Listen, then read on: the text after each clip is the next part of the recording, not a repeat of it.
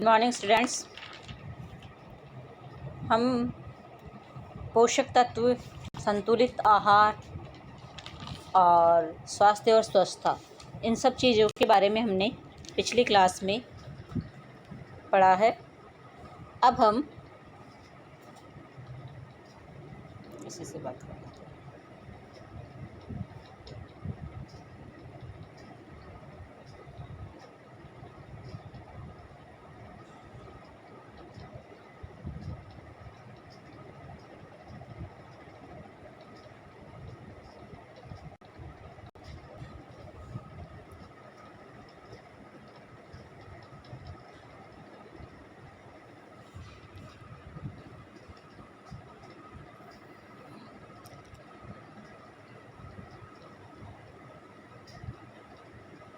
अब हम पढ़ेंगे स्वस्थता यानी फिटनेस। किसके बारे में पढ़ेंगे? आज हम फिटनेस के बारे में पढ़ेंगे।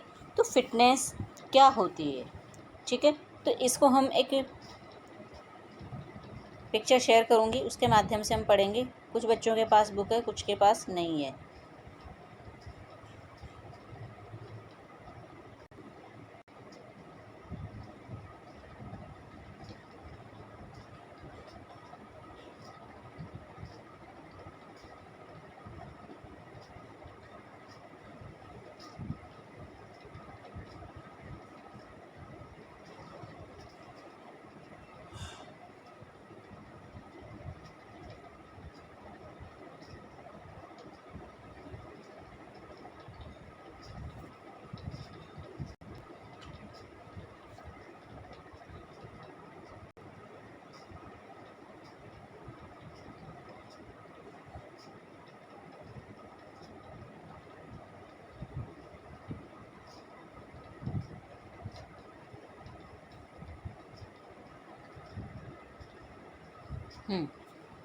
अब देखिए,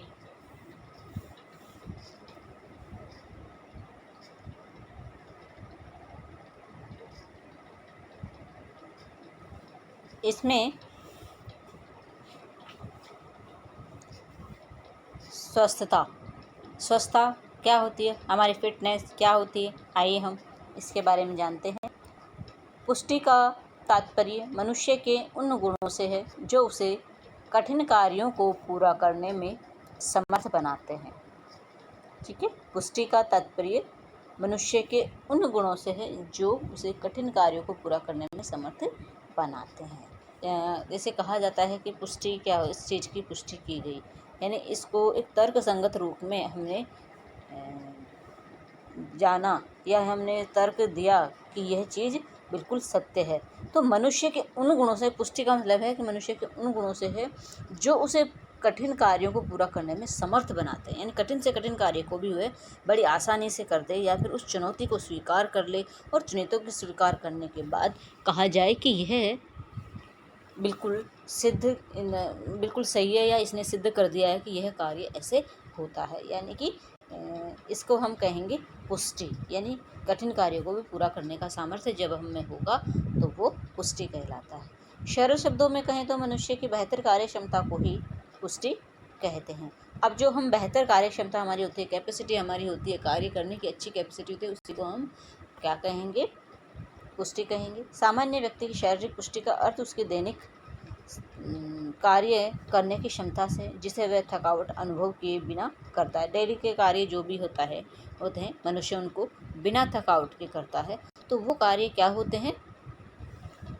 हमारे एक पुष्टि करने लायक कार्य होते हैं, जिनमें हमें थकावट नहीं होती है, बिना रुके बिना थके, और ये इन सब चीज़ों को हम कर लें तुरंत, तो वो एक पुष्टि कहलाती है। और वो हमारी कार्य करने की एक क्षमता है जिसमें हम बिल्कुल भी थकावट महसूस नहीं करते हैं।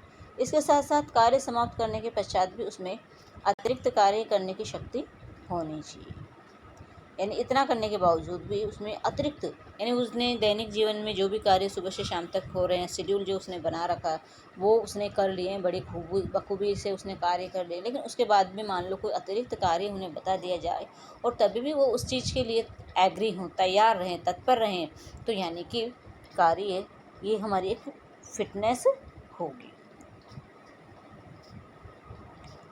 फिर है पुष्टि के फलस्वरूप वह प्रतिदिन के कार्य भी करता है, मनोरंजन क्रियाओं में भाग लेता है और किसी आकस्मिक घटना या समस्या का समाधान करने के लिए तैयार रहता है। अब देखिए स्वस्थता शब्द का उपयोग हम दो प्रकार से कर सकते हैं। फर्स्ट, सामान्य स्वस्थता। कौन सी स्वस्थता? सामान्य स्वस्थता। और इसमें क्या है? सामान्य स्वस्थता का तात्पर्य व्यक्ति के अच्छे स्वास्थ्य एवं बेहतर कार्य क्षमता से है। सेकंड, विशिष्ट स्वस्थता यानी स्पेसिफिक फिटनेस। विशिष्ट स्वस्थता का तात्पर्य किसी विशिष्ट कार्य को पूरा करने के लिए जरूरी स्वस्थता से है। एक दो प्रकार की फिटनेस इसमें बताई गई। एक तो वह जो सामान्य स्वस्थता, जो व्यक्ति अच्छे स्वास्थ्य एवं बेहतर व्यक्ति के अच्छे स्वास्थ्य एवं बेहतर कार्य क्षमता से, और दूसरा एक विशिष्ट कार्य करने की क्षमता से है। अब है शारीरिक पुष्टि के घटक। शारीरिक पुष्टि के मुख्य घटक इस प्रकार से हैं। फर्स्ट इसमें कार्डियो रेस्पिरेटरी। अब तो चुप रहना, ठीक है। कार्डियो रेस्पिरेटरी सहनशीलता, यह निरंतर शारीरिक गतिविधियों के दौरान ईंधन की आपूर्ति करने के लिए शरीर की संचार और श्वसन प्रणाली की क्षमता है। मांसपेशियों की शक्ति, यह किसी गतिविधि के दौरान बल लगाने के लिए मांसपेशियों की क्षमता है। मांसपेशीय सहनशीलता, यह थकान के बावजूद प्रदर्शन जारी रखने की मांसपेशियों की क्षमता है। फिर है शारीरिक रचना, यह मांसपेशियों, वसा तथा अस्थियों को दर्शाता है।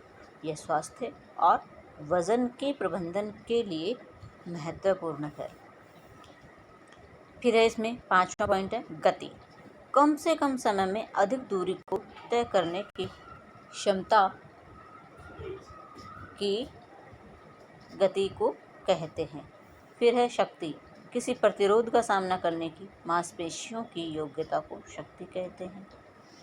देखिए यह हमारी शारीरिक पुष्टि की घटक है कि शारीरिक पुष्टि यानी हम कैसे किसी कार्य को करने के लिए बिल्कुल परफेक्ट हैं, ठीक है। उसके बारे में बताया जा रहा है कि हमारे अंदर कौन कौन सी चीज़ें हैं या कौन कौन सी शक्तियाँ होनी चाहिए। मांसपेशियों की शक्ति होनी चाहिए, मांसपेशी सहनशीलता होनी चाहिए, शारीरिक रचना होनी चाहिए, गति भी होनी चाहिए, शक्ति भी हमारे अंदर होनी चाहिए, लचीला बल फ्लेक्सिबिलिटी भी हमारे अंदर होनी चाहिए। जोड़ों में अच्छा लचीलापन जीवन की सभी अवस्थाओं में चोटों को रोकने में मदद करता है। और लास्ट में है 8 नंबर पे संतुलन एवं समन्वय। यह व्यक्ति की ऐसी योग्यताएं होती हैं जो उसे विभिन्न गति क्रियाएं सुचारू तथा प्रभावशाली ढंग से करने की योग्य बनाती है। फिर हमारा शारीरिक तथा मानसिक पुष्टि के लाभ। फर्स्ट है इसमें दीर्घ आयु। अब देखिए मानसिक पुष्टि के लाभ क्या है हमारी? दीर्घ आयु। सेकेंड, अवसाद से बचना। और नेक्स्ट है बेहतर शारीरिक ढांचा एंड समस्याओं का सामना करने की क्षमता में वृद्धि। फिर है ऊर्जा स्तर में वृद्धि।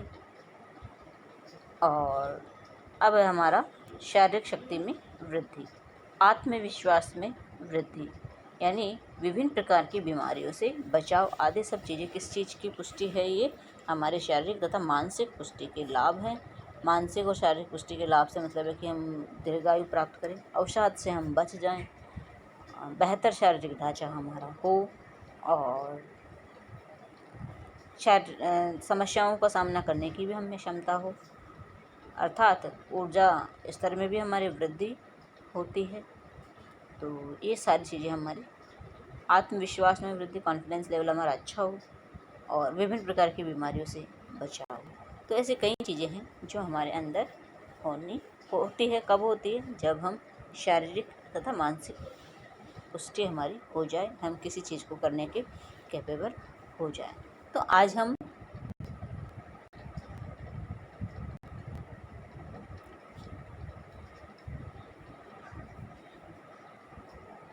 स्वच्छता के बारे में हमने समझा कि स्वच्छता क्या होती है। उससे पहले हमने स्वास्थ्य के बारे में समझा था कि स्वास्थ्य हमारा किस किस प्रकार का है। स्वास्थ्य के कई आयाम हमने जाने, शारीरिक स्वास्थ्य, मानसिक स्वास्थ्य, सामाजिक स्वास्थ्य और आध्यात्मिक स्वास्थ्य। और फिटनेस में हमने देखा कि सामान्य स्वच्छता, फिटनेस यानी पुष्टि किसी चीज़ को हमने स्पष्ट किया है कि हम इस चीज़ के लिए या इस चीज़ के लायक हैं या इसके कैपेबल हैं, तो वो हमारी फिटनेस कहलाती है।